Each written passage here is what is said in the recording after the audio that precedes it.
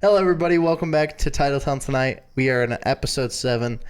We don't have a lot of good news this week. Our defense is still elite, but something that's good is I got a haircut. So he got a haircut. Also, both of our fantasy teams won this week. Yeah, of course. And Dad's. So that's definitely a plus. Mine Holtzers are 7-2 in the league. Yeah. I mean, he's undefeated right now, and we were all dogging on him for his draft choices. Marion Hampton, I mean, looking like a great pick right now.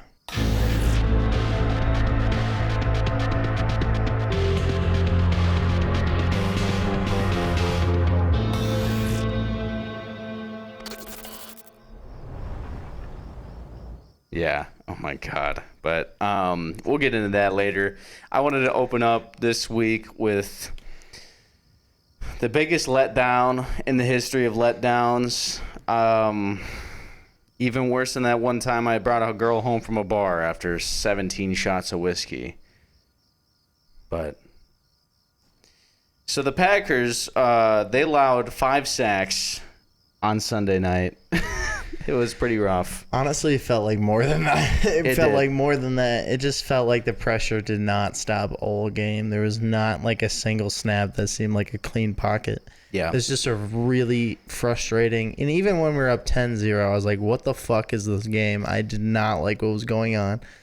Yeah, I mean, like, just to give you all perspective that you probably have already heard already, but 3 sacks in the first 2 games combined, and then 5 in week 3 is pretty rough. Yeah, and it cannot just because of that. Browns D-line is elite, right? Is great, but there's no way it's that good.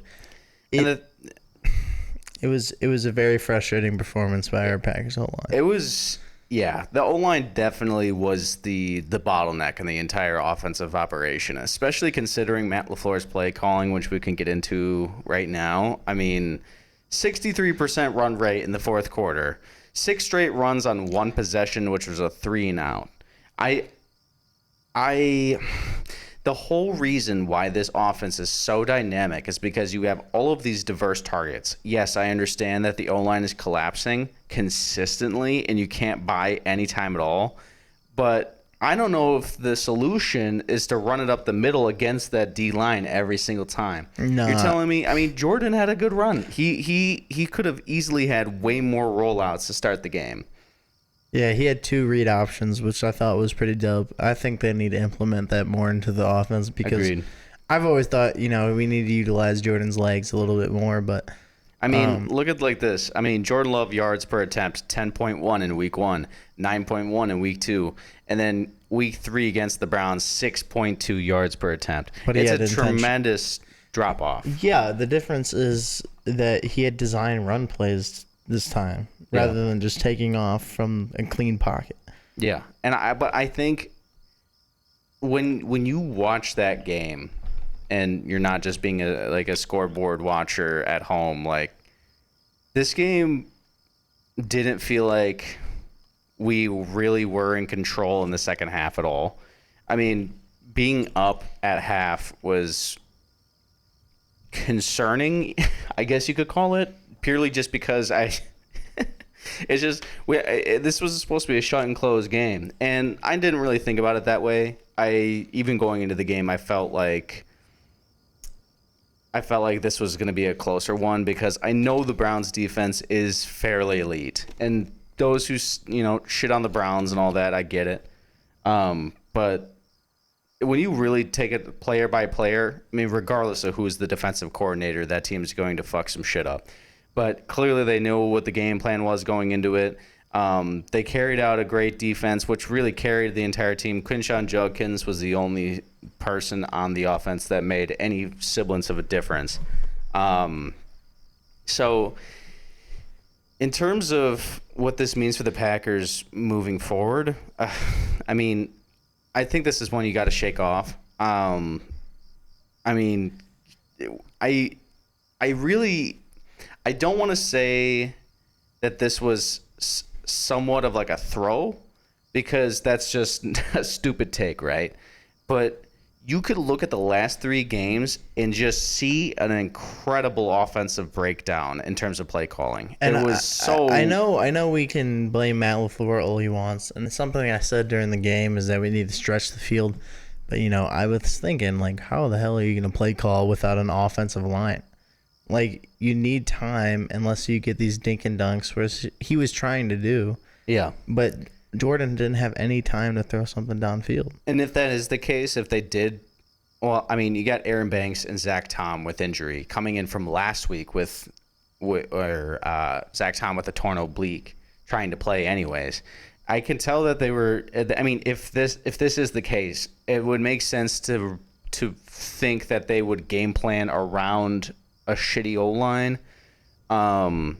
especially with how bad Anthony Belton has been. And I mean, he wasn't even the low light on the offensive line this week. It was Jordan. No, it wasn't Jordan Morgan.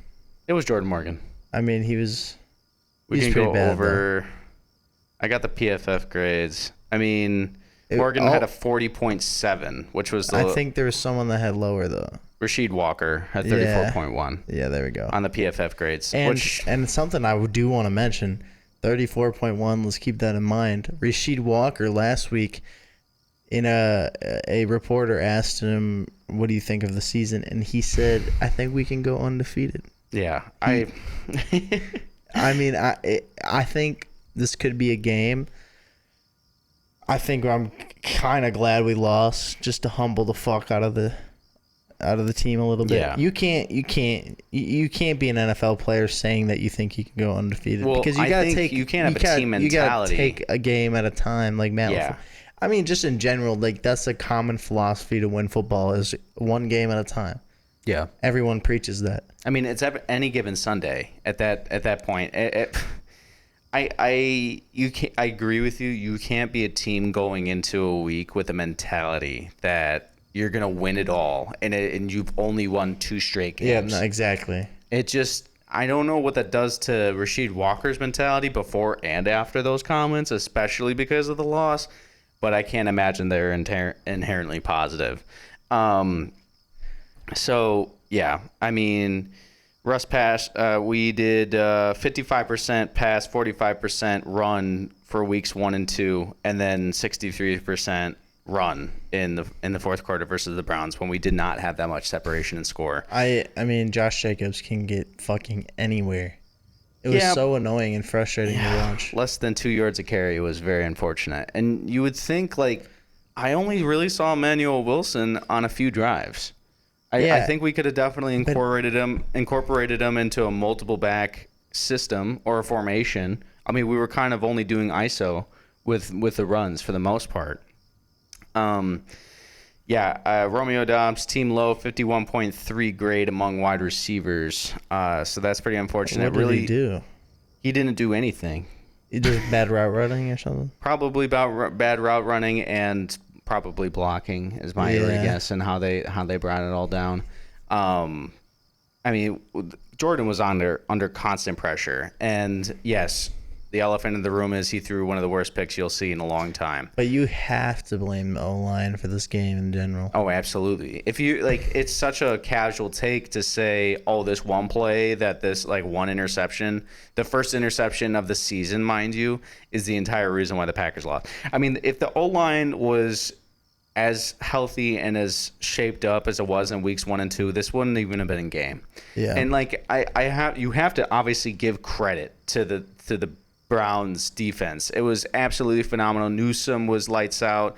Ward was lights out. Garrett obviously put the fucking clamps on Jordan Morgan.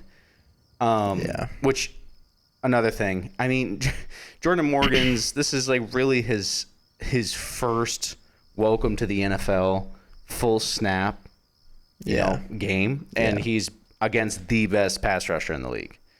And I will say that confidently. I mean, I watched some of the plays that Garrett literally, I think he was on Walker on this play, but he went in, did right jab, and from the moment he was on that left jab, Walker wasn't even looking at him. This guy was getting all over, which obviously gives room for double teams and so forth, and trying to get a chip from the running backs.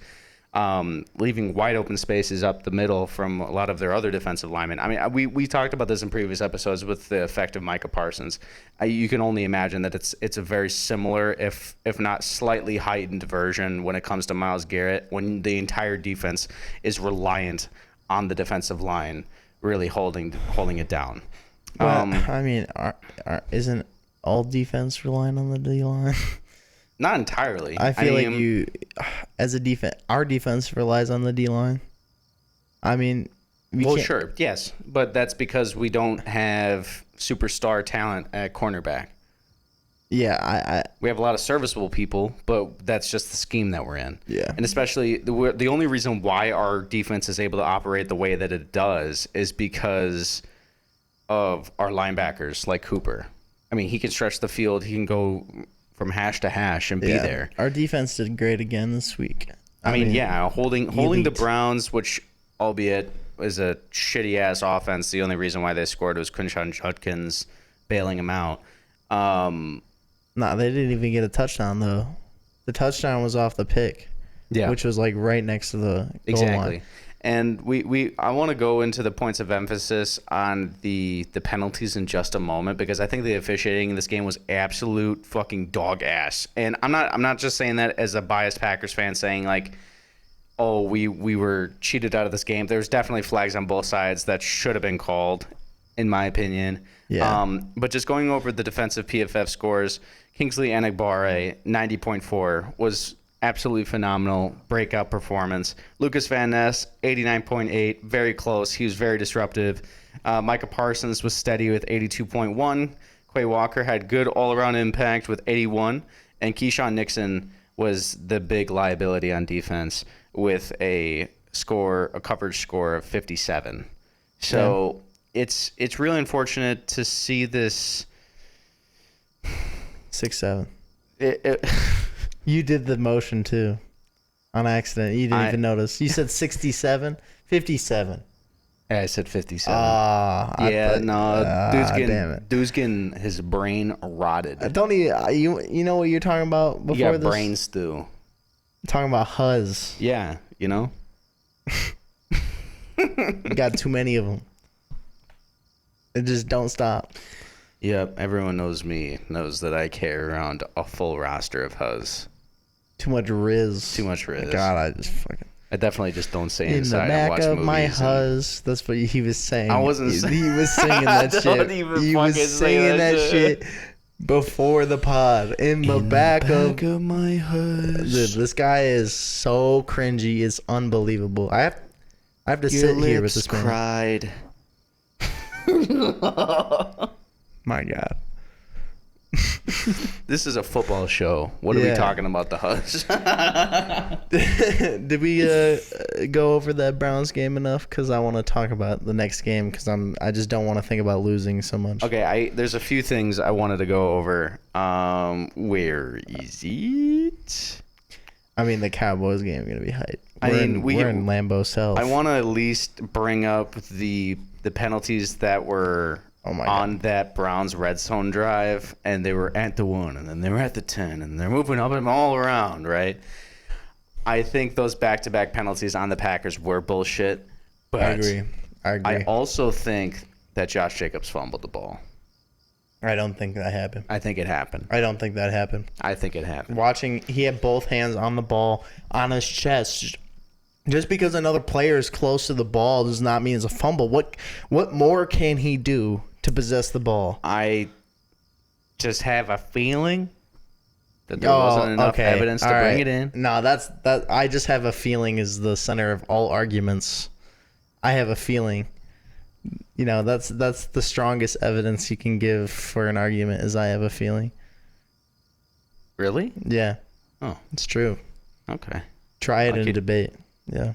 I'll keep that in mind. I have a feeling you're wrong. I have a feeling that you're wrong. So. Can you imagine? It's like in Congress. Like someone goes up, it's just like, that's pretty much the presidential debate. preaching their shit. I don't know what it is. You know, there wasn't anything about your speech that was inherently wrong, but I just have a feeling that you're fucking capping right now. That's what they should say to Trump about Tylenol. Anyways. Yeah, special. I mean, really, to close it up on the Browns game, it was a terrible performance all around. The defense definitely held its ground. It was the reason why we were in the game, but there was definitely some liabilities there. Special teams, Block field goal. obviously, was pretty dookie dog shit. And the offense couldn't do anything to save their lives. Also, everyone that's hating on Matthew Golden for running out of bounds. Good. Yeah, that was a lot of momentum. But like at the same time, People have not run nearly that fast in their life. And their fucking fat ass on the couch is like, what the hell are you doing? I agree what you're saying, but I also know that Matthew Golden's watching that pissed at himself. Yeah, I mean, he definitely would. But I mean, he's not gonna fucking tear his knee. Yeah. If you're running that fast and you're trying to stop all the momentum at once, whew. I think Matthew Golden's gonna get his time very soon. Oh yeah. Yeah. I think everyone's already written him off because of Ibuka's performance, you know. Yeah, Jerry Land, maybe. Yeah. Some Lambeau self coming up. That'll be good Micah stuff. Parsons returns. Revenge game. Poor Sacks. Nah, they're gonna double team his ass the whole game. It'll be interesting to see. I mean, I'm not nearly as concerned about the Cowboys offense with CeeDee Lamb out. George Pickens is on my fantasy team, so that's kind of a moral conundrum. But he doesn't give a shit.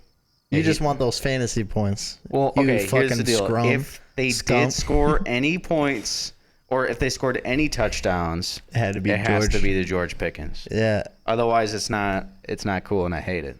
Yeah, I don't want to 0 points for the Cowboys.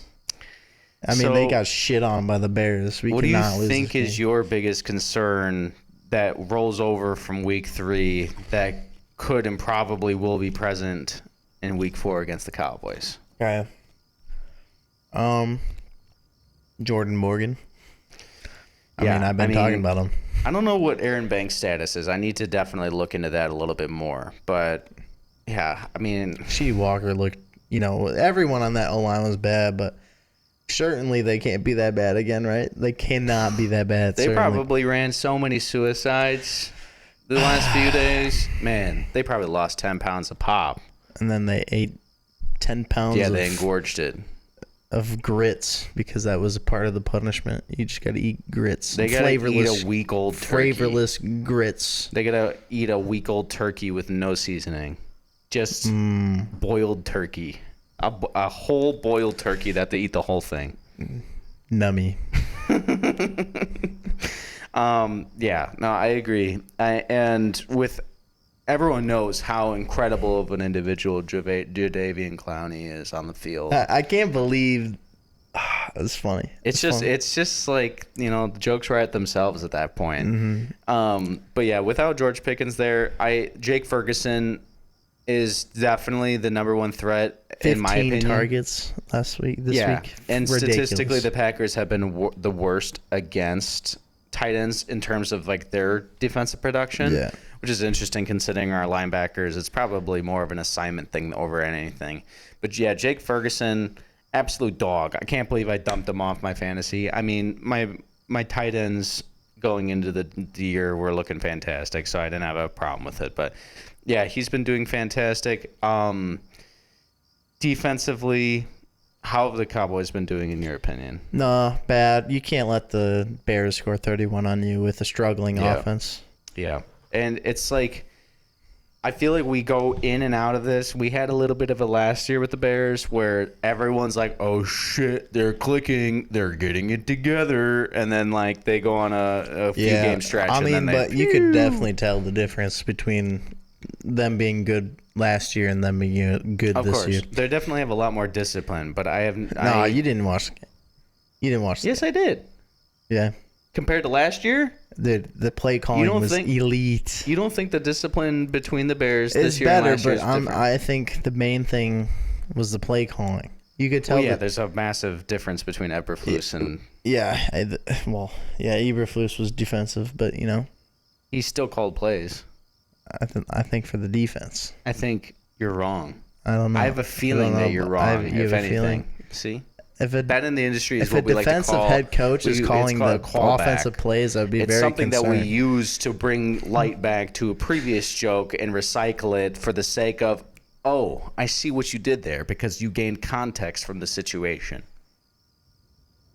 Thanks for that input, Christian. Of course, no problem. I had no idea. That's good. I'm glad that I could bestow some enlightenment Anyway, upon we're you. Lambeau South. What's your score prediction? Let's just say the score prediction. We should start doing this more with each week. I think it will be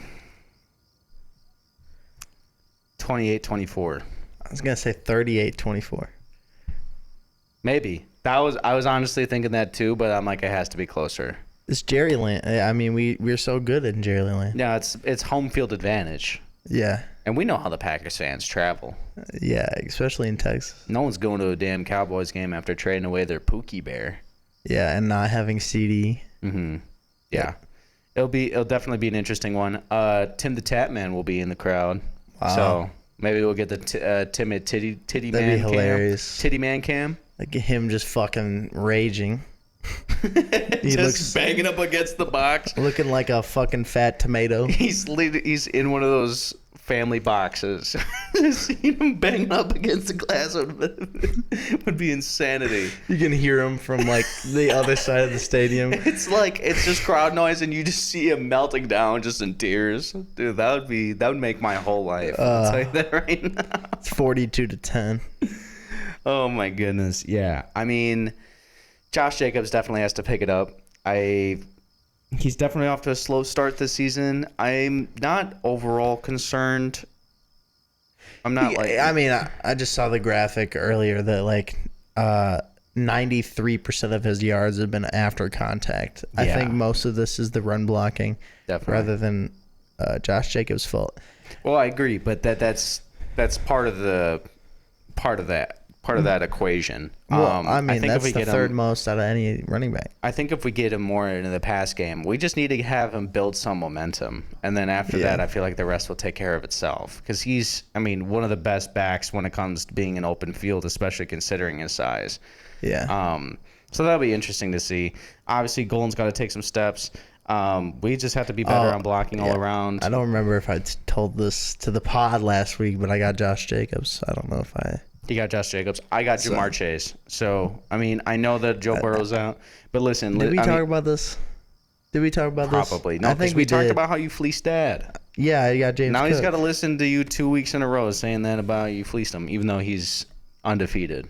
Yeah, he's undefeated. So maybe... But if he had James Cook, he'd be even better. You can't be saying these things on the pod. But it's true. I guess we'll have to wait for Dad's comment down below. Yeah, 3-0. Give that search engine optimization Hey, going. if you're watching 23 minutes in, shout out Dad. Shout out Dad. You know what? That would be the only person. Growing a beard of champions. If you made it to this point, comment down below so we know. We know we got fans of some sort, maybe. Comment down below how many huzzes you have at home. Welcome back. Cayden's got some rookie performances to go over, and we're going to go into some fantasy numbers in a little while too. Before I look at my phone for the stats, I did see the stat on the internet, which, internet's never wrong, right? Ashton Genty. No, actually, the internet is never wrong. The people on the internet are the ones that are wrong. Okay. Anyway, Ashton Genty, 101% of his yards are after contact, meaning he is being hit behind the line of scrimmage on average every down. Dude, put those fucking Raiders own linemen. You know what? Toss in Rasheed Walker too. Just get him bagging lunchies. I mean, at McDonald's. We got to keep this in mind as I gloss over the rookie stats so far, because that is ridiculous. Yeah. The leader, surprisingly, of running backs in yardage is Quinshon Judkins. Yes. Judkins. And it's crazy because he only played 2 games because he was out for the first game. We don't need to get over that. He probably shouldn't be in the league, but whatever. He's a dog. He blew the fuck up out of the Micah Parsons. You see that play? I did not. I don't Chipped remember. his ass. Micah was on the ground like, ugh. And all the white people are getting hyped about Cam Scatterboo. It is kind of hype though. He kind of looks like a dog sometimes out there. I'm like, holy. He's on a a CTE speed run, and I'm here with a box of popcorn. It's 6 seasons, and he's out. He don't got consciousness anymore. Week 6, you got Swiss cheese brain. Yeah. For some reason, it says J.K. Dobbins on here, which is, not a rookie. Is not a rookie. Nope. I don't know why that's on there. Ashton Genty this week, 17 carries, 63 yards. I already glossed over. He's not doing very good, but it's not his fault. Yeah. I mean, you can only do so much being behind an O-line that literally won't give you any bit of separation from the line of scrimmage. He was always saying, why wouldn't you draft someone that's untackable? But, I mean, you're going to get tackled if you have no O-line. Just a little bit. Just a smidge. Amarian Hampton, Najee Harris got injured this week, so, those stats he's going to get a lot more carries, so Dad got lucky with that one. I think in terms of all the running backs, it's going to be Judkins and Hampton being the two competitors. And I know that's easy to say looking at the stats from the last few games. I mean, obviously with the Harris injury, the workload is going to look a lot differently. Judkins is coming into a system that has no offensive prowess whatsoever. I mean, he's going to be solely relied on unless Jerry Jeudy can turn it up. But against teams with better secondaries or just better defensive scheming, it's going to come down to Judkins. So it'll be interesting if, by the grace of God, Ashton Genty can get beyond the line of scrimmage in the next few weeks. I think he'll definitely be up there, but I can't really say. They also you can't say gotta anything change for that. play calling though. Yeah. I mean, they're doing the same thing the Packers are doing, just straight up ISOs and And also Genty has a lot of learning to do, and I wouldn't be surprised if a few of these runs were misdiagnosed by him hitting the wrong gap. I mean, you look at the play where he was getting handed off to and he was on the wrong side. He showed a little bit of that rookie mindset, or not the mindset, but just the rookie mistakes definitely were apparent, and everyone saw it. You'll look at it all over social media. You'll see all the mistakes he made. I wouldn't be surprised if there's a little bit of an uptick in his performance as the year goes on because of that reason. Yeah, and then surprise running back in this, Woody Marks from the Texans. This is why I think Joe Mixon is going to do well, or at least get some good touches going in early, because, I mean, we're going to resort to a 4th-round running back this early in the season. I mean, if he does well, he does well. I mean, he didn't break 4 yards a carry. I know you're not trying to pick him up off of waivers. No, I'm waiting for Joe Mixon to get healthy. Then he's going to be an elite backup. Who do you have on the list the Titans wide receiver that's a rookie that's been doing well? Anno Meyer. Yeah, I don't know how to pronounce his name. So Anno Meyer. I can't vet for your pronunciation. I'm pretty not sure that I'm this doubting guy. it. I'm just it's just Anno one of those Meyer. names. Okay. He did fantastic. He's getting really good. He's getting good looks from Cam Ward. He's getting They got chemistry for sure. good targets. Ridley is barely at that level of targets, and he can't seem to get any chemistry with Cam Ward. So I'm excited to see how this young offense looks down the stretch to see if Calvin Ridley does get involved, or if it's going to be, how it's been looking recently. And obviously, I mean, I know we're talking about rookies, but Tony Pollard, he's been shaving up. I don't think he gets enough attention on that offense. This has been more of a pass offense the last few weeks with Cam Ward, understandably. But I think if he gets better utilization, especially in goal line situations, I think he would be very, very serviceable back. I mean, that's who we're going to talk about next was Cam Ward. Cam Ward, dog. I mean, again, it's a situation where he's probably going into one of the worst situations in the league. Mm-hmm. O-line trash, no developing stars. Would you rather be drafted by the Saints or the Titans?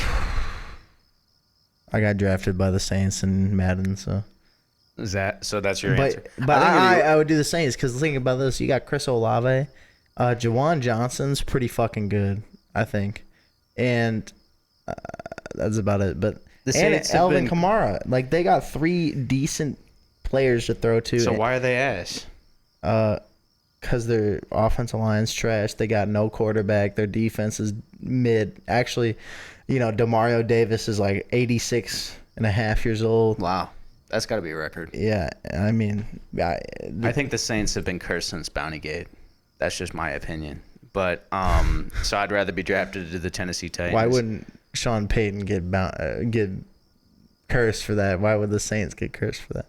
I mean, look at all the things that have happened to them since then. But look at the Rams game. Why is that the organization's fault? They didn't know, probably. They definitely knew. If there's recordings out there of, are you meaning the current people there right now? Yeah. They didn't know about Bountygate? Yeah. Like they weren't a part of it? Yeah. It doesn't matter. It's a curse. It should be. Curse transcends people. It's an idea. And the Saints won't win a Super Bowl for at least 15 years. I mean, I just feel bad for the team. Alvin Kamara needs to leave. I mean, you wasted your career already, pretty much. I think I don't want to. That's kind of mean, but I feel like if he does leave, it's going to be too late, and he's going to be like. It is Zeke. too late. Well, I mean, like for his production in his prime. Yeah, he's out of his prime. I mean, he's still putting up fantastic numbers. I mean, I get that the entire offense runs through him, but still, he's been putting up tremendous performance considering it's I wouldn't say it's an easy offense to game plan around, but obviously there's incredible notable weaknesses and there's very obvious strengths you have to take care of. Yeah. And he's definitely one of those strengths. So, I mean, I feel like it's going to be far too late. He's going to try to put up with it for a while cuz he wants that, that loyalty. I can honestly see the Saints getting rid of him, which would be insane. But if they're looking for a full-blown rebuild, they're probably going to look for draft capital in some respect. Yeah, yeah. I mean, you have to. What are they doing? Cut your losses. Just trade Alvin Kamara, trade Chris Olave. Mm-hmm. You're going to get value out of everybody. Yeah. Just do a full rebuild. Rebuild. They really have nothing to lose more than they already kind of headed. I bet they're getting 3 wins either way.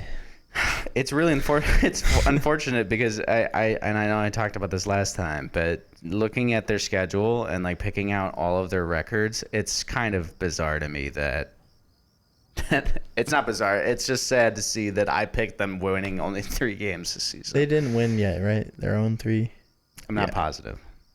They're not someone that I go out of my way to watch. Yeah, they're Sorry, definitely. Saints fans. They're 0-3, and they play the Bills this week. So yeah, they're cooked. Yeah, that's why I'm trading for Josh Allen. 0-4. 0-4. This guy just thinks he can get anything out of anyone because they have a bad record. It's true. Just because Lupito set the market for this guy's mind. He did. He traded me Jahmyr Gibbs last season. If I would have traded for him, he didn't even make the playoffs, by the way. He didn't. It was this guy right there. Wasn't it? How many people were in our league last year? 14? 12? 14. 12. It was 12. It was 12. It was 12 people, but it was the same amount of teams for playoffs as a 10-man. 4, yeah. Yeah. So that's stupid. No. Dumb. No. Dumb. I think you should be top 4. Dumb and stupid. Dumb and stupid. You should needs to be more. You got to be that good, I think. Yes. No. Yeah. Anyways, which I will be because this season, obviously, I had Jahmyr Gibbs right off rip. Looking at 2-1 right now. I'm also 2-1. This next week will be the most difficult team I have to face all year, which is my dad. Father. Yes, Dad. He is.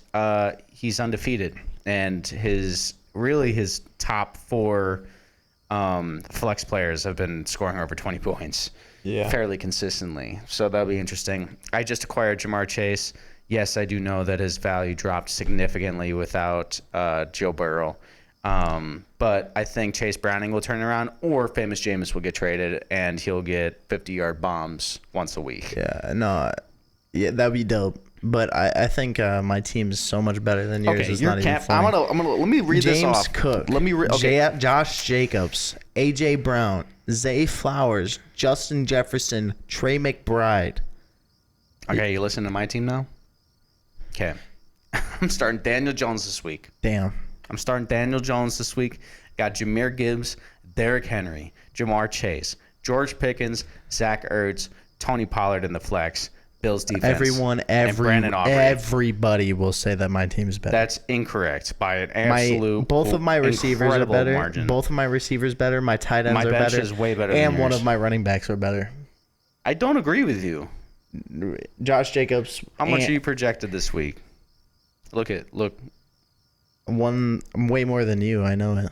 Oh, that really put it in perspective for me. Thank you. I am though. Yeah. Let me look. Okay, where's the...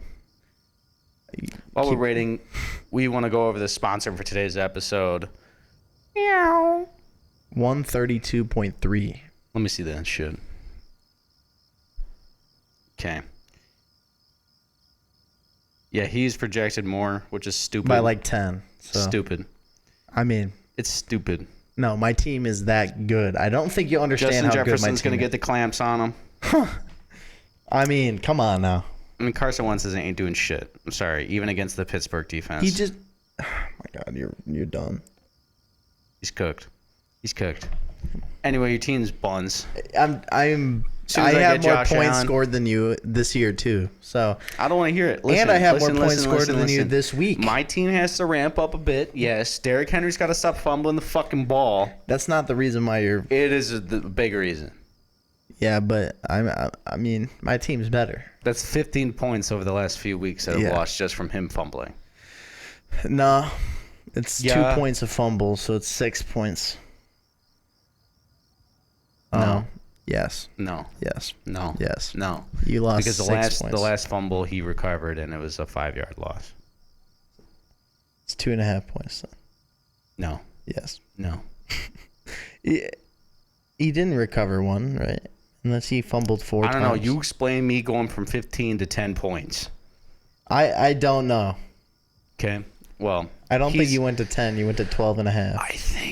I think your team sucks dick and nuts. Anyway, this is a really constructive conversation. Yes, this is this is the part of the episode where we just become two dudes talking about football, fantasy football, in the most generic way possible. Yeah. No, my player is better. You can hear yourself clipping. No, you're wrong. I'm winning the chip. Hey, I mean, I think the Meinholzes have the best chance to win this year. You're taking Tylenol if you think your team's going to win this year. That's going to be the new joke now. You've been taking acetaminophen, haven't you? Yeah, I know your ass have been taking Tylenol PM. You fucking... nice person. Unique person. Unique individual with much to give the world. Yeah. I mean... Anyways, so, Cayden. Yes. In your honest opinion, who's going to have the biggest breakout in fantasy come week 4? Biggest breakout? You don't say anyone on your team. No, I wasn't.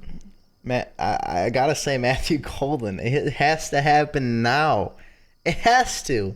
Yeah. I mean, Jordan's going to have a game. I just know it. It's Matthew Golden, and that's a biased Packer fan. But absolutely. And he is on my team. He's due for a breakout. He gets the most ass in the league. People need to know. He gets the most ass in the league. He average does. separation score. Yep. For all those at home that don't know what ass is. But yeah, it's bound to happen. He's gotta lock in. Obviously, Jordan's gotta not miss him on throws where he has great separation. Brock Bowers is going to go off. You saw Trey Tucker scored 40 fantasy points this week. Yeah. Who the fuck? That's going to be... He's going to post a picture of that on his wall. Like, he's going to have a picture printed out with one of those touchdowns on his wall. Anyway, Brock Bowers is going to score more this week is what I was going to say. Okay. That's very fair. Yeah, I think... Trey Tucker's definitely going to be that guy off of waivers. That's someone that just immediately looks at their performance, picks him up, thinking that there's going to be a repeat. Yeah, it's not going to be a repeat, but I do think the targets are interesting though. Yeah, Jacoby Myers hasn't been the number one guy to the same extent that everyone kind of placed him to be at the beginning of the season. Also, I thought Hunter Renfrow was going to the Raiders, not the Panthers. No, what happened? Because he came back from retirement. I don't remember if he was a free agent or not, but Yeah. Yeah, Hunter Renfrow. I thought he was going to be on the Raiders, but he's not. I mean, the fact that we need to talk about that Panthers game. 30-0. How does that even happen? I don't know. And everyone's still talking about how Michael Penis is better than Blow Dicks. Yeah, he's not even better than Kirk Cousins. No. He's not. It's so bizarre because I'm looking at the Joe Burrow situation and I look at Kirk Cousins' contract. I still don't think it's worth it. Even if you think this is the season to go after. No, I mean, Kirk Cousins, did he get signed after the torn ACL? Yes. What a fucking idiot. That's not smart. I think it's crazy to considering, like, he was traded, and then he got his replacement immediately drafted, and then sat on the bench. Yeah. That does way too much to someone's momentum that I can't foresee him ever eclipsing where he was once at. Yeah. Unless if he has some crazy resurgence and Kirko change is here to stay. But yeah, I really, really would love to see the Bengals go get Jameis because Jamar Chase needs him. Yeah. He needs him bad. Also, I really hope Matthew Golden pops off this week for more than one reason. Yes. Because he wants to see me lose, and my dad has Matthew Golden in the flex. Yeah. He's a certified hater. Certified hater. And yes, I don't want you to win. Why? Because Dad needs to win. He doesn't have enough. Why don't you want me to win? Because I need him to be 4-0. Well, you root against me even when I'm not facing Dad. You don't want me to win. I didn't say that. Yeah, you do. When? You cheer against my players. You're saying Zay Flowers with the third-string receiver. That's just an observation. After one game. I wasn't doing. I mean, look at him. He wasn't throwing 2 all game. That's true. How can you even be considered a wide receiver 1 for a team if you're not getting the ball? Hey, I just want everyone to know I am winning the championship. DeAndre Hopkins is the wide receiver 1 for the Ravens. And then apparently Rashad Bateman's the number 2. He is. She's the handcuff. Yeah. To Zay Flowers. To DeAndre Hopkins. Also, we can't say handcuff when it's a wide receiver. Yes, There's too many receivers on the field to call it a handcuff. Yes, you can. It's only tight ends and running backs. Well, with the targets that are being shared, I would put them together because here's them. Here's DeAndre Hopkins. And then this is Zay Flowers. He's still number 6 in wide receivers. Way down. I would honestly scoring 3.3 points. I might even be as charitable as to trade him for Hollywood Brown. Just so you can have a good receiver on your roster. Give me that wide receiver 3, baby. He's wide receiver 1 right now. He's wide receiver 2. No, he's not. Worthy's coming back. Yeah, everyone's saying he's coming back. He's coming back. He was supposed to come back last season. Kelsey's gonna week. I mean, Kelsey's gonna put a hit out on him because Taylor Swift was so excited that they again. Okay, I would be really suspicious if that happened again. What the fuck? He just fucking over the field. He lowers the shoulder and head everything first this time, straight into this helmet. That would be just look straight at him. That would be straight cinema right there. Yeah. I mean, how would we even not even do it in practice? Just do it on live TV. The game's on the line. He takes his helmet off, stares right at him, and then the game's on the line. Xavier Worthy is like in the middle of the end zone, currently corralling the ball, like falling to the ground, and here comes Kelsey just hitting him from the back, and just whipping his trying to grab it from his hands. Yeah. He's letting him crack. Yeah. Whoa, pause. That's a new word I learned recently. Pause? Cracked. Oh my god. Getting cracked. Listen, me and the Huzz. This boomer. Dude, I'd be rizzing up the Huzz with my Kraken, you know? Alright. That's not Riz, unfortunately. It was. I'm excited for this fantasy season. I'm 2-1 in both leagues. Yeah, I think I have the best shot of winning the whole thing. Even more than I did 2 years ago. Christian, you're literally the bottom on the 2-1 teams. Cayden, listen. You're at the bottom of the 2-1 teams. It's week 3, and I'm a trade. How much are you projected, mastermind. by the way? How much are you projected? I am a trading mastermind. How much are you projected? I'm projected to whoop your ass right now. No, you literally aren't. I'm projected to spank your team. All right. Hey. Listen, no. What's something you need to know is that while I'm getting all these star players, it takes one of them, takes Jamar Chase to go back to normal fashion before I trade him away. And I got him for a bag of chips. I got assets that are maturing and that are growing. Dad has an asset with Matthew Golden. Asset. You think he would ever give him away? No. Matthew Golden. That's the I difference. gave it to him for James Cook, by the way. That's the difference between Dad and I as GMs. He sticks with his guns. I say, fuck it. You know what? Unload this guy. He didn't, though. I gave him Matthew Golden. I know that, but what I'm saying is he would take it in, but he's not giving it away. Yeah. I'm willing to give up good assets for good assets. He doesn't have any, so that's why I haven't done a trade with him yet. The best team in the entire league, and you're saying I have no assets. I do not have a very good bench right now, though. I'll trade you Zay Flowers for Tony Pollard. That's actually a pretty good trade. This is a stupid ass trade. Get out of my damn face. That's a good trade. No, dude, also, you need backup running backs. Also, trading a player for another player is really hard to do. It's hard to, it's just hard to do. And you don't even see it in the regular NFL. Yeah, but I mean, that's the whole thing with fantasy trading is that you trade people for other people. Yeah. We need to have a dynasty league. Yeah, I saw some of those, but that's really annoying. It's not annoying. It's just we don't have enough people. We don't have enough people that would take it seriously enough. I mean, the last several years. We got 10 subscribers, by the way. We do. Welcome to the 10 subscriber special. Yeah, we're 48 minutes in. Yes, this last portion of the episode is for the 10 subscriber special. If we look over the last few years in terms of people that we played with, there's last year, it was like 2 or 3 people that did not play at all. And then the year before that, it was like my ex-girlfriend who didn't watch football. And she was my ex-girlfriend. Yeah. As the season went on, we just didn't, just let her play, I guess.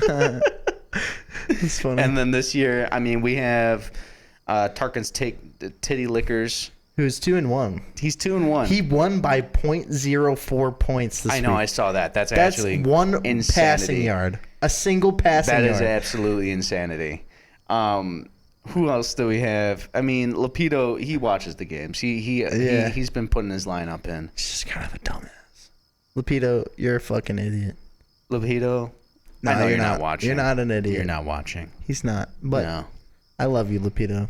You ever think about the, people just calling you out somewhere on the internet?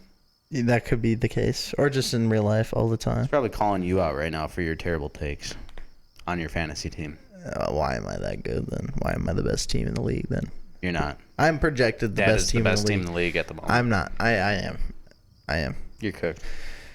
All right. Well, thank you guys for coming. It has been a week of football that I did not enjoy other than fantasy. Very disappointing outcome of the Packer game, Browns game. Literally everything I didn't want to see in a game. Yeah, I mean, like this week was a lot of filler, I feel like, even though there was a good amount of stories around the NFL. It's just as a Packers podcast, it was a very difficult episode to be talking about the Packers about. There was just as much substance in this episode as there was in the Packer game, because that shit was just boring as hell. That's a good way to put it. Absolutely boring as hell. Hopefully next week we'll have some more controversy or some more polarizing 42-10 figures to go over. The score. Absolutely. Well, thank